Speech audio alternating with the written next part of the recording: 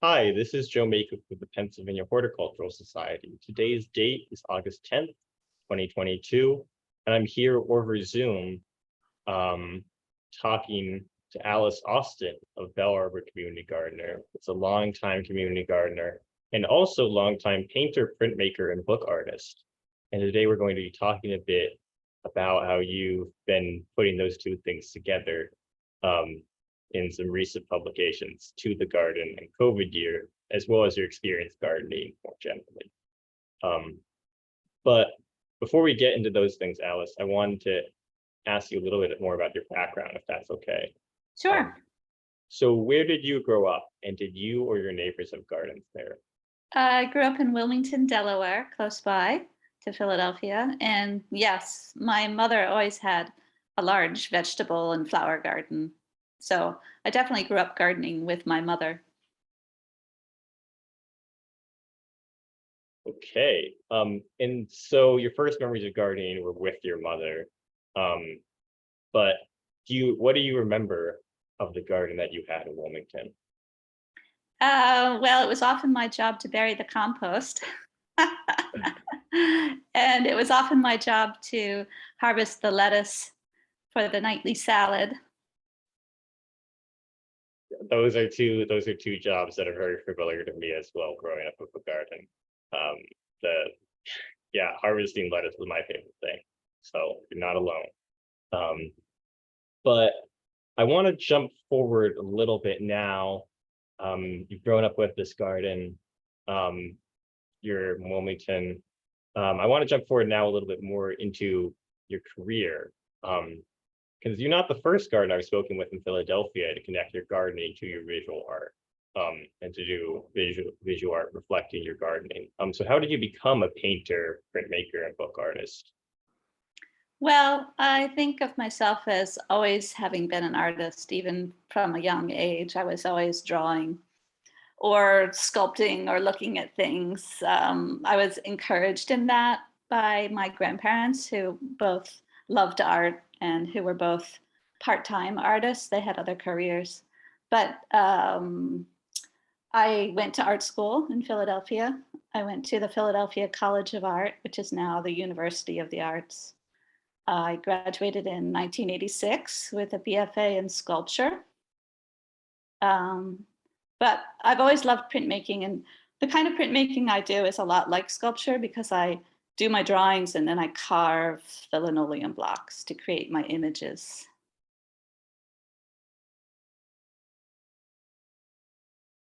Okay.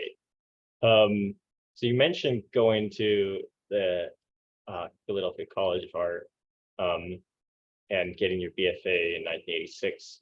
How did you come to Bella Vista specifically?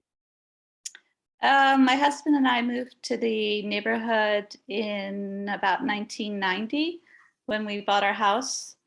And there was a large factory, very large factory, 6 stories, but really, really big, took up the whole city block from 10th to 11th, that was on the site where the garden is now. And it was abandoned, but eventually, I mean, within a few years of moving in, there was a huge fire and the factory burned. So after it was torn down, there was a lot of rubble and trash and an empty lot. So that's when the group of neighbors got together and decided we were going to make a community garden. And we made a community garden on just a very small part of the land. And actually, the rest of the land, a huge area, was a tree farm. And the tree farm we called Bell Arbor. And that was through the Pennsylvania Horticulture Society. And those trees were raised and then planted around the neighborhood. And when that endeavor became too huge for a small group, um, the owner of the property sold the quite a large part of the land. But fortunately for the garden, he donated the parcel that is now our community garden. And so our community garden grew larger than it had been previously. Yes. So kind of you moved just, I think, 2 years, because I have the burning of the factory building as 1992, before like all the, like you got started in the neighborhood just like a couple years before the community garden that would become Bell Arbor Community Garden, which was originally, as you pointed out, two separate things, community garden and then Bell Arbor. Mhm. Yeah, got started. And so piggybacking off of that, piggybacking after that initial, movement to make this space a green space, what roles have you played in the community garden, and in Bell Arbor and in Bell Arbor Community Garden? Well, I'm one of the founding members of Bell Arbor Community Garden. I wasn't much involved with the tree farm aspect because I was raising two small children who were born in 92 and 94. So I had my hands full with that and didn't really have time to do anything with trees. But I was very, very excited about starting the community garden.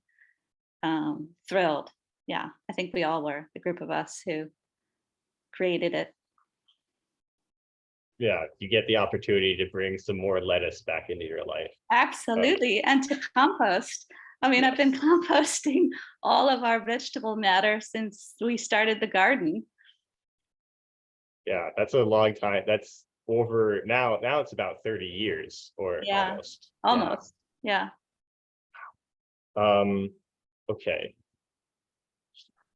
Um, so now I want to jump forward again, um, and talk a bit more about your books, that you've been releasing more recently as a result of your work with the garden.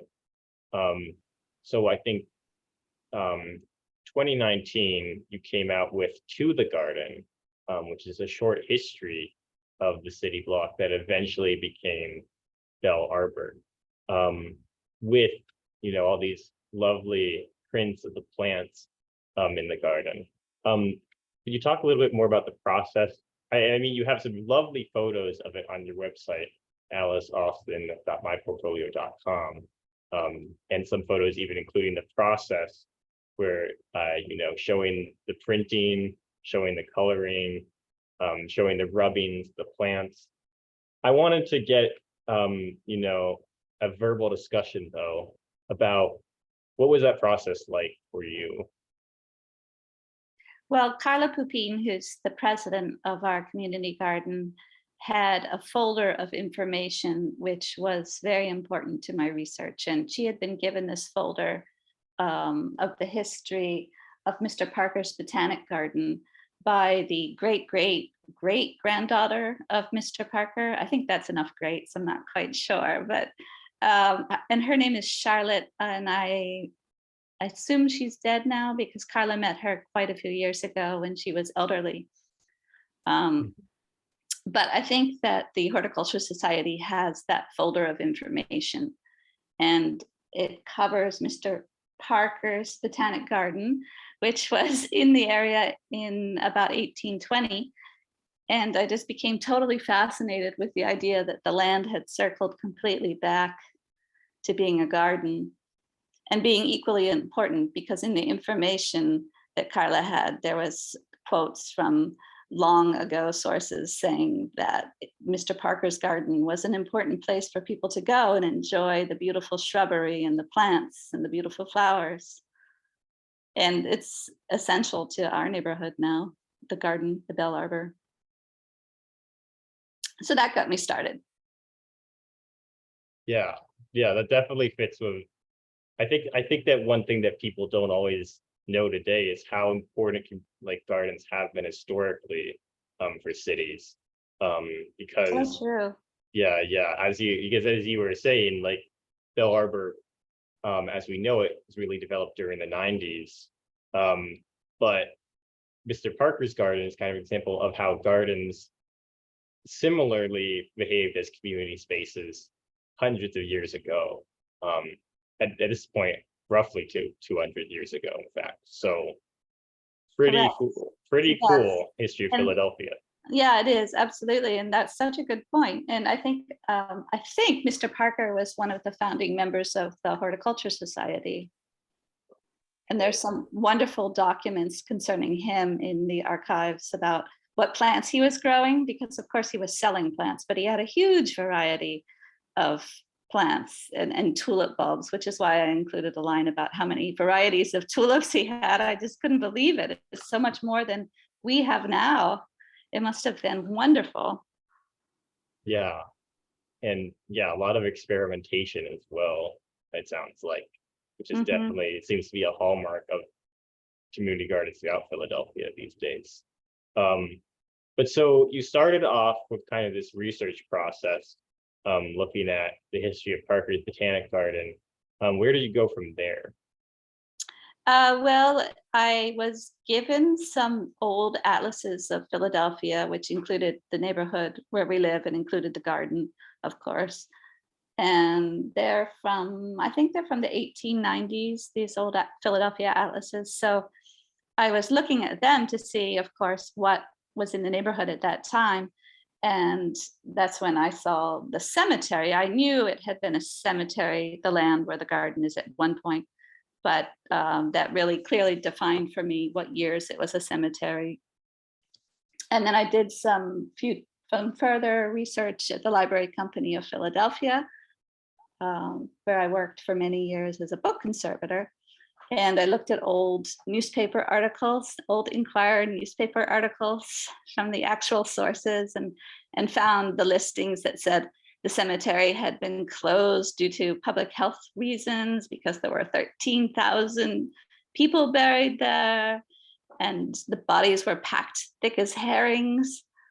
And so then there was a whole series of newspaper articles that were fascinating about the bodies being removed by train to West Philly to Mount Moriah Cemetery, and all of that it entailed. And then the city was quoted as saying they were going to turn the land into a park for children because everyone needs more open space. But then the next thing you know, by 1900, there's a factory, a huge factory. Mhm. So it was all really fascinating.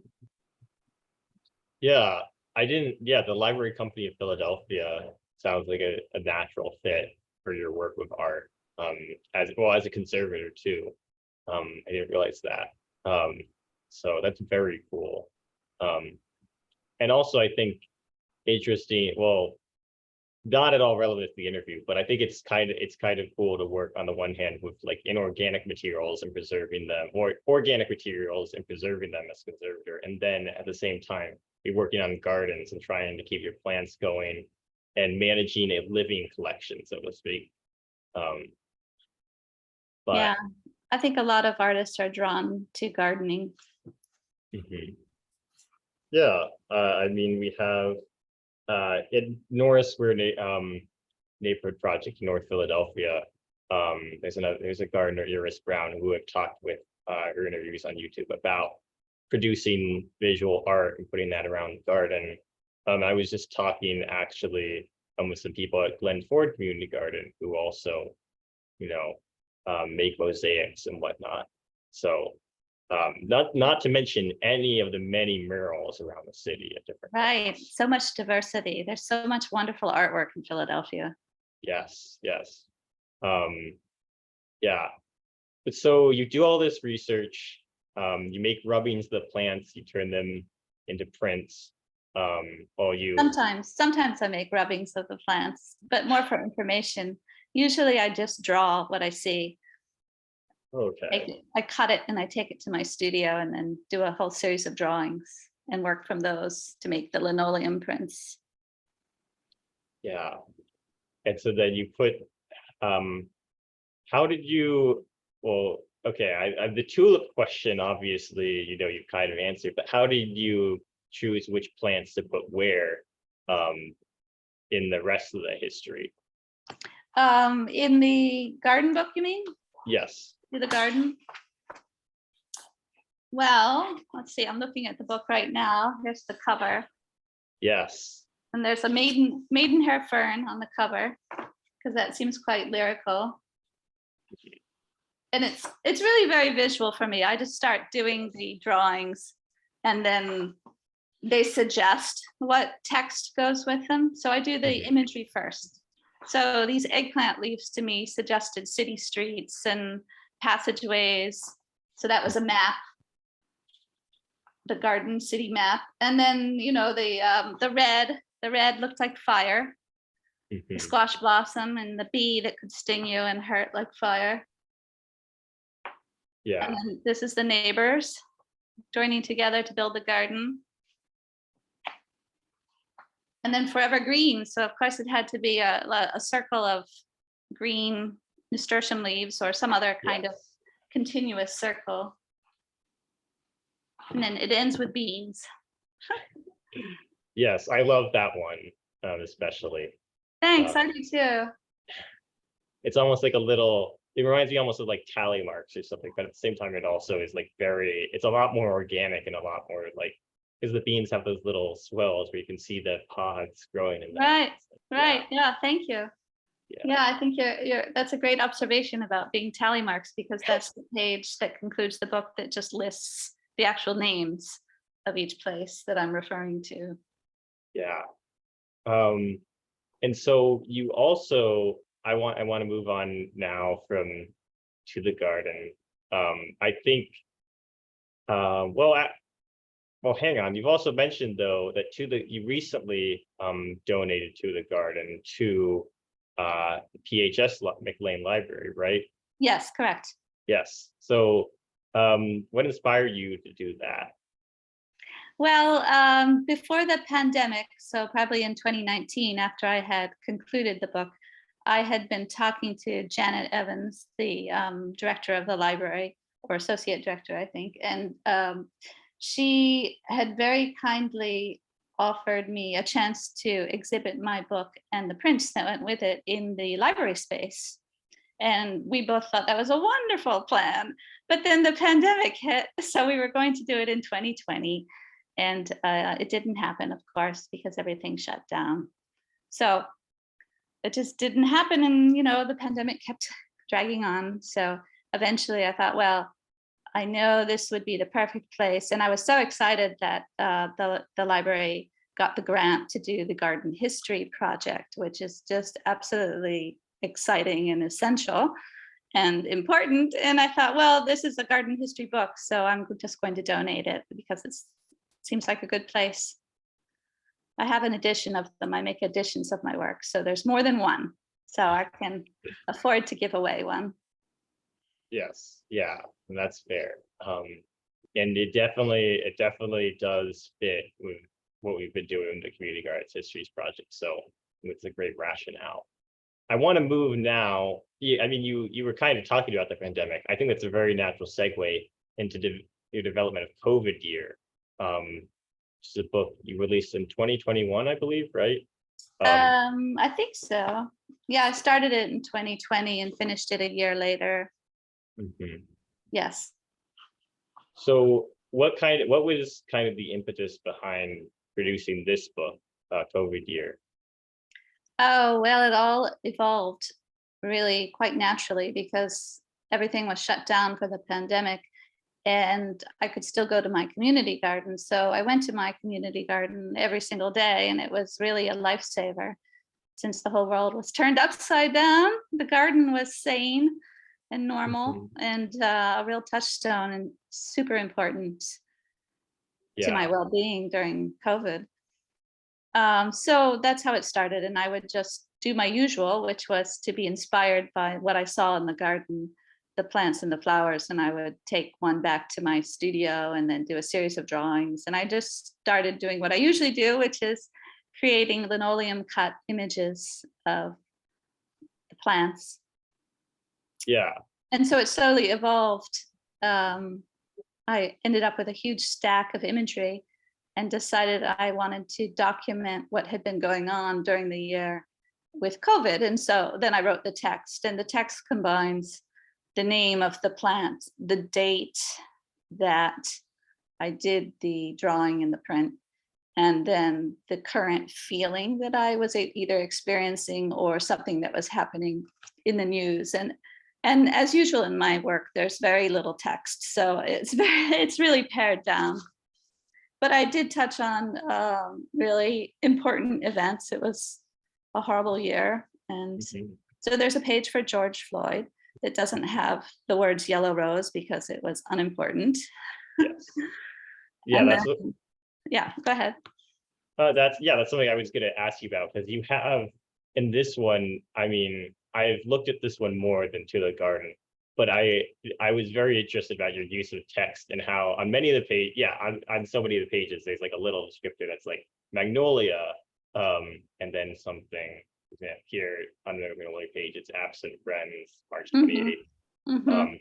But then, yeah, on the George Floyd page, George Floyd, Right. And then garlic scapes, yes. civil unrest, and then there's an echinacea for Black Lives Matter.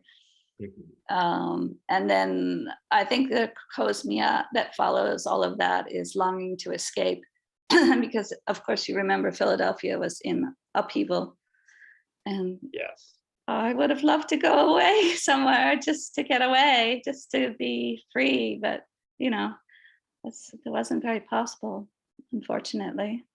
But anyway, the book really saved me. And so at the end of the year, I decided to write a summary of what I had been thinking of. So the book ends with a short poem about what it means to be human. Yeah. And It's then I a had to stop because, obviously at that point I could have done a whole nother volume, but I decided that's where it should end for that book. yeah, I think it's a really beautiful snapshot of like that year, through these pictures of, yeah, again, plants, but this time, you know, cut more of just these tiny pieces of text describing what's going on in the news, what's going on in Philadelphia more broadly. Um, it feels almost like to the Garden is like a very, it's an intensely place-based history. And Yes. here you're taking that place and you're also turning it outward almost a little bit and putting it in like this wider context. The way you managed to do that with so few words is really cool. Well, thank you. Thank you. That's very insightful, and I think you're correct. But it really evolved all by itself, and probably because I had so much time just to contemplate. So Yeah. that was the one upside of the pandemic. Yes. Yeah. The beautiful hosta pictures, I mean, the wild ginger is also a favorite for me. Thank you. But yeah. Um, and okay. Um, and so we were talking about this before we started recording. You also chose to donate a copy of COVID Year, to the Temple Special Collections Library. Could you talk a little bit about that process? Well, they actually bought it. Oh, okay. They have been buying my books, my artist books, for years. So when Marjorie Sly saw that book, she said, "This is definitely a book that we need for our collection." So I was thrilled, of course, and I'm so happy they have it, because I Yeah. know that they do a really good job of sharing what they buy with students and other people, so that the books get seen, they get used, which is what you want. Yeah, absolutely. Yeah, Temple is I mean, yeah, full disclosure, I went to Temple for my grad school. So I've been in special collections and I've seen, the art that people produce at Temple. And I feel like it's between the special collections focus on documenting current events and documenting, protests, which is something that your book touches on as kind of a Mhm. historical moment, and also, documenting Philadelphia artists and Philadelphia art, and between then Philadelphia Temple's other focus, of, its own school of art, Right, natural fit. absolutely. Yes. Yeah. Um, and so I feel, from your discussion of these two books, it feels almost silly to ask you, the question that I normally ask people about, a year in your community garden, because you've kind of documented the year in the community garden from the perspective of, you know, both COVID year and also the plants that you were do, making pictures of, or to the garden. But that Mhm. said, if you walk me through a year in your community garden. What traditions characterize garden work for you in garden recreation? Well, I've been an active member of the City Harvest group at our garden for quite a while. And so that's always a big part of my year. That starts early in the season, in early spring, when we get the beds ready for the plants that we pick up and plant. And then we tend them, of course, all summer and harvest. We harvest once a week and we take care of the space. And it's a program that I just love. The program, I think, is funded by the Horticulture Society. They used to raise the plants at Graterford Prison, the prisoners used to in their greenhouses, but I think maybe that had to stop also during COVID. So I'm not sure if that starts up again yet. But anyway, it's a whole great circle of, we get the plants and grow them and harvest, and then we give the produce that we harvest to a local group called Ready, Willing, and Able, which is a home for men who were previously incarcerated. And they have a wonderful kitchen program where they teach the men about food, fresh food, and how to, I suppose, logically perhaps become a cook or work in a kitchen, or they're teaching job skills and knowledge. But it's a great program. So that's a big part of the summer. And of course, I live for my fresh tomatoes and fresh basil and fresh lettuce and all those other great things that I grow, zinnias. I pack a lot into my little garden space. So it's a whole series. In the winter, we still tend the garden. I take my compost every week to the garden. Yeah. So some things haven't changed much since you were a child, but in some ways, with working with City Harvest, they absolutely have. Yeah. Yes. And as well, you're now gardening in it, as you mentioned, a raised bed, right? It's not very. Correct. Yes. That's correct. Yeah. Not super big, but you Right. pack a lot into it. Yes. Yes.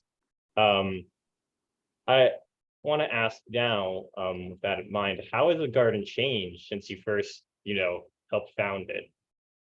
Well, it's a very mature space now. All of the little tiny trees that we planted, we kept a few of the trees from when it was a tree farm and planted them in the community garden, and they're all quite mature now. And some of them are even probably in need of being replaced because a few aren't doing as well as they used to be doing. So we have a great variety of spaces in the garden. So it's not all just plots. There's an open space for all the gardeners to enjoy. There's what we call the meadow area and the berm area and a little tiny woods area. And so we have a mature garden. So there aren't as many big tasks that need to be tackled each year. There's still a lot of maintenance and things that need to be worked on just because of passage of time. But generally, chore-wise, there aren't any huge projects to undertake. And we've also been very lucky, since we're a Keystone Garden in the PHS program. In the past, we received some very, very important for us grants that helped us establish our garden, like a fence to go all the way around it, which was super important. Things that, no one could pay for out of pocket. And we had some water system put in, some pathways put in, really, really, really important items that the garden needed. So we're definitely an established garden now. Yeah, I recently, I think a few months ago, I visited to do an interview with John Snyder and Carla Pepin. And like you described, the variety of space is amazing. It's a lovely location, and you have a lot of great places people hang out. I think the only task I remember, and this is just because they were doing it at the time that it was like working on the barbecue and getting that set up for the summer. Right. Yeah. Yeah. I want to, so you talked a bit about how the garden has changed, what traditions done to the garden, et cetera. And also, of course, how the garden has been so helpful for you and an inspiration, for both your history work and and your artwork with To the Garden and also for COVID gear. I want to ask now if do you have any favorite stories about Bell Arbor? Oh gosh, off the cuff, no. But it's just all in all a very important spot. We raised our children there, really, and it's really wonderful to see the new gardeners who are now gardening who are also raising their children there. So it's really fun. It's just like a village. Yes. Yeah, that was something else that came up, I think, when I was talking to John and Carla, how they were, they also, well, John and you moved in at the same time. Um, and how Carla also came around the same time, and you had kids growing up there, and now you are the people watching other people bring their kids there. Hmm. Yeah, it's very great. It Um, is. yeah. Yeah, I mean, the stories that you've told about the garden, I think you already have to some extent captured through your books. So, um, you've already got a huge record out there, which I think it's really cool. But I want to turn now, I guess, to you talked a bit about, your work with the garden currently, during the past few years. You've talked, about how you came to the garden, how you helped with getting it started, and how important, getting the fence was, etc. So you've gone through kind of a history of the garden too now and talked a bit about current events. I want to ask you now, what are your future plans for Bell Arbor and for your work with it? Well, I hope I can continue to be a gardener for as long as I'm in Philadelphia. So there's really, as far as I know, no future plans except that we have, we'll continue to have new gardeners join the garden, which is wonderful because then they'll take over the responsibilities. It's the next generation, the next generations. So I think it will just continue to be a wonderful and important place. Mhm. Yeah, I think that's a very good, you know, very cool looking forward about what your garden can, the space that your garden can provide for people. Um, but you also mentioned, going back to your books briefly, that you almost felt like you could do another, year of COVID. You could always keep going. Hmm. Um, so I want to turn back again to your visual artwork that you've made about the garden and look at that through the lens of the future. Um, what plans are you working on? Any projects right now? Well, and so you said you do, you draw the garden a lot. Um, what are your future plans for, ongoing projects for drawing the garden? Anything you want to talk about? Well, recently I finished a book called Nesting, which is about birds, because of course that was another offshoot of the pandemic. I started bird watching, and there's a wonderful place just south of Philadelphia called Tinicum. It's the John Heights National Wildlife Refuge at Tinicum, near the airport. But it's a wonderful place to go for walks and to see quite a lot of birds.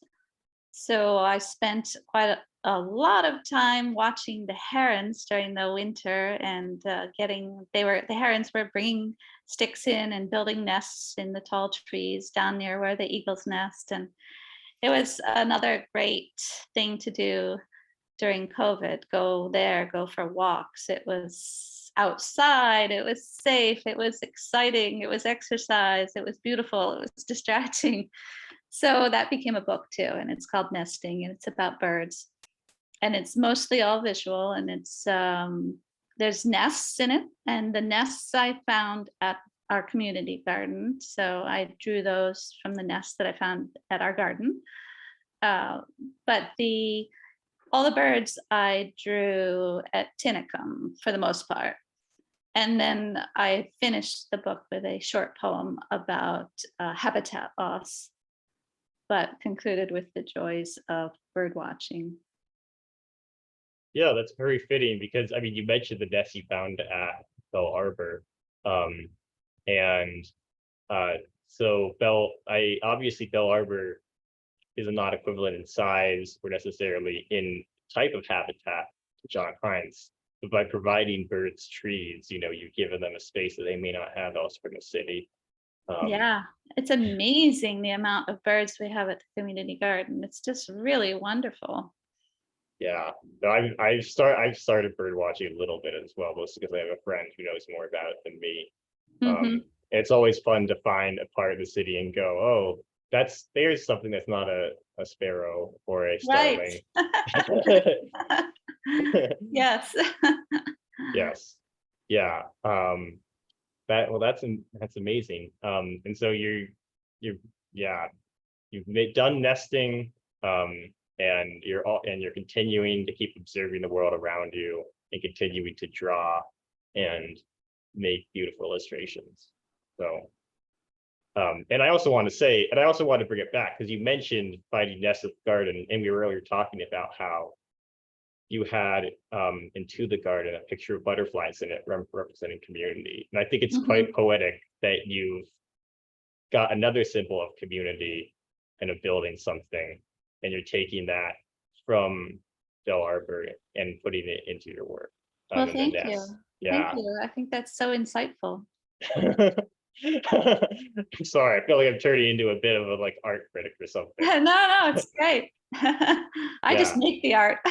It's much harder to talk about it than it is to make it for me. yeah, yeah.